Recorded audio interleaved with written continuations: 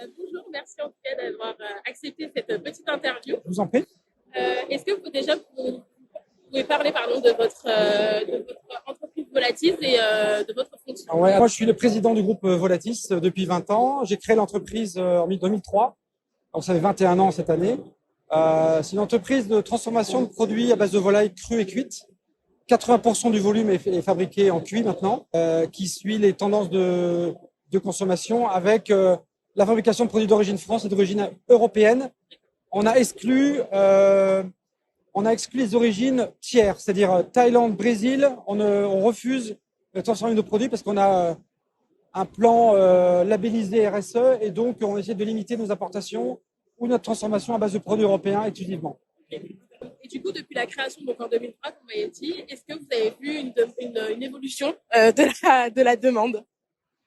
Oui, il y a une grosse évolution parce qu'il y a 20 ans, on fabriquait 80% de produits crus et 20% de produits cuits. Aujourd'hui, dans le groupe, on est un des principaux transformateurs de produits de volaille élaborés. Aujourd'hui, on fait 80% de produits cuits, 20% de produits crus. Donc, il y a une vraie évolution dans le partage, dans le produit de volaille plaisir, on appelle aujourd'hui. Il y a une vraie évolution. L'évolution est continue et particulièrement dans le snacking. C'est pour ça qu'aujourd'hui, nous sommes présents au salon du Sandwich and Show. Voilà. Justement, vous avez vu des nouvelles tendances sur ce marché? Alors, oui, il y a deux tendances importantes qu'il faut relever. La première, on travaille de plus en plus sur du petit morceau, sur du portionné. Donc, par exemple, des produits qui sont adaptables au sandwich, à la salade, sous forme de bouchée. Et là, il y a une tendance, je le dis pour mes concurrents, mais je le dis quand même, il y a une tendance qui arrive dans les 2 ans, nous on est en plein dessus. Ce sont les tendances américaines avec des panures un peu plus soufflées, type Louisiane, Kentucky, où on a du croustillant, on a de la surface.